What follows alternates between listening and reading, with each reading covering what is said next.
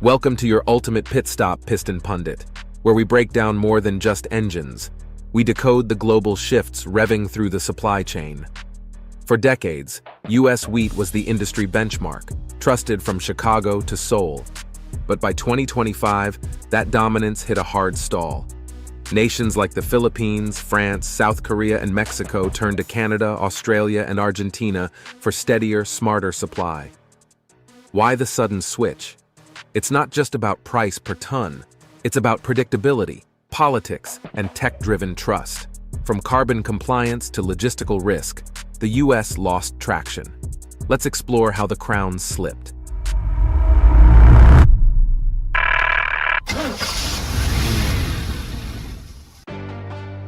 Slipping gears.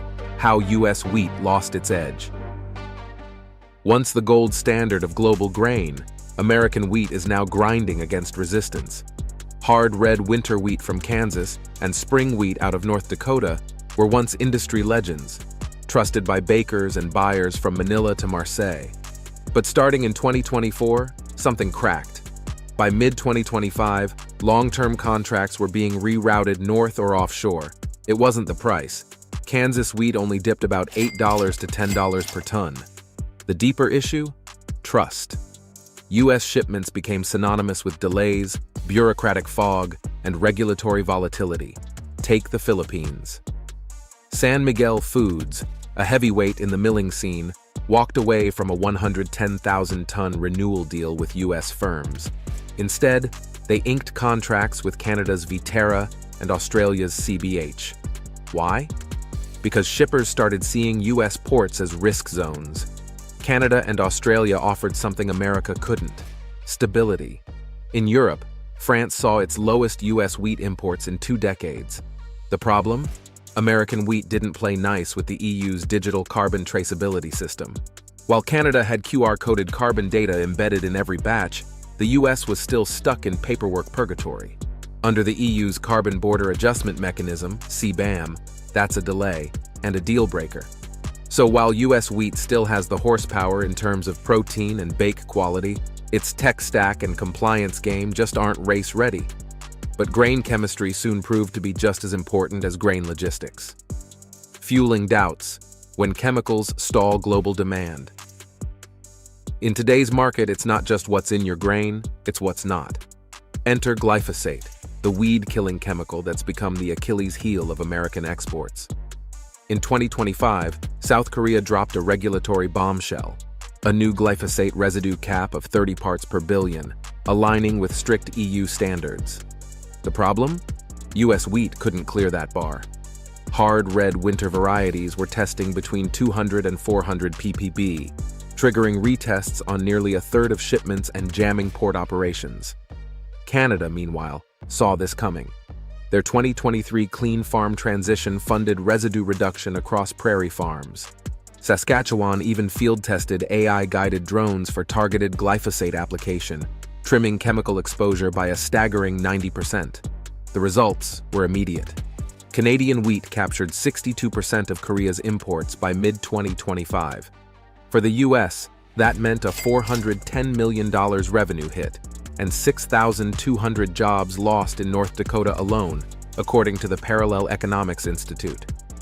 In this new global track, food safety isn't just a checklist, it's a market advantage. And right now, Canada's running laps around America. Before we dive into how logistics tipped the scales even further, hit that like button and subscribe to Piston Pundit. Whether you're here for policy curves or powertrain torque, we've got your back on every turn. Border bottlenecks, and the high cost of uncertainty. While Asia and Europe cite residue and regulation, Mexico's shift was fueled by something every driver dreads: traffic. In 2025, new U.S. border protocols turned every shipment into a customs nightmare. With X-ray scans, long queues, and red tape piling up at ports like Laredo and Mesa, Mexican buyers simply couldn't keep up their daily grind. Then came Canada's masterstroke: a new through-rail fast-lane protocol that moved wheat from Vancouver to Baja without ever stopping for a border check. That wasn't just efficiency, it was strategic domination. Canada's share of Mexican wheat imports jumped from 32% to 38%, while the US share plummeted to 17%.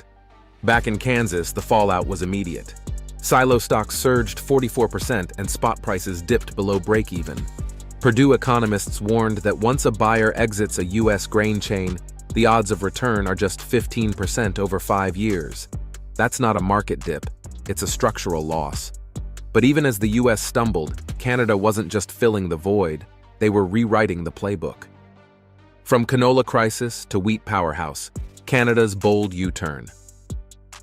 Canada's wheat rise wasn't just America's stumble, it was a full-throttle pivot from panic to performance. When China slapped a 100% tariff on Canadian canola meal and the US added duties on canola oil, prairie farmers were staring down a disaster. But instead of idling in frustration, they downshifted and accelerated into wheat. Ottawa didn't leave them stranded. Through the $950 million Canadian protein supercluster program, policymakers funded digital infrastructure, traceability tools, and new high-performance wheat varieties. Fields once ruled by canola were suddenly pumping out 90 to 100 bushel per acre spring wheat. One farmer near Winnipeg called it a rebirth of the prairie belt, and buyers took notice. By 2025, Canada's wheat wasn't just filling ships, it was setting standards. Over 50 nations were tapping into real-time protein, moisture, and residue data, all accessible via QR code. This wasn't just grain, it was a tech-enabled supply chain. Even Australia's CBH Group adopted the model. Meanwhile, US exporters were still fumbling with emailed PDFs and patchy state protocols. The final seal of approval came in July 2025. Beijing greenlit the $34 billion Bunge-Viterra merger, giving Canadian grain a powerful foothold in Asia and Europe.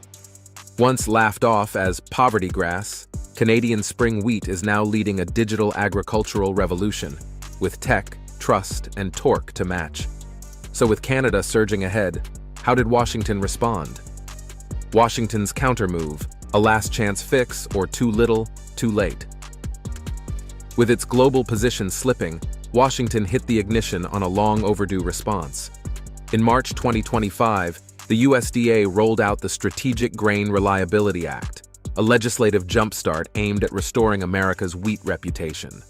It sounds promising. IoT sensors linking silos to federal labs, digital export certificates to ditch outdated paperwork, and geopolitical risk guarantees to calm jittery buyers.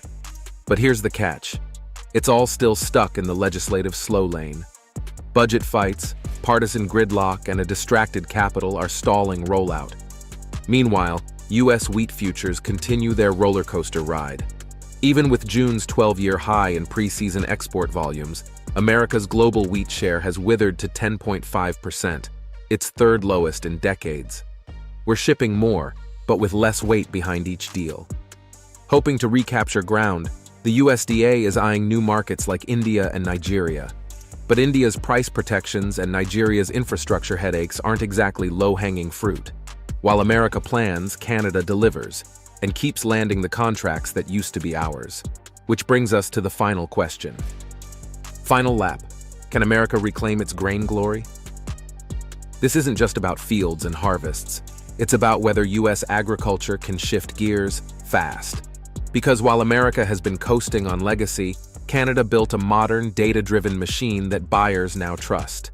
If the Strategic Grain Reliability Act stays stalled, the U.S. might not just lose market share, it could lose relevance. So now we turn to you.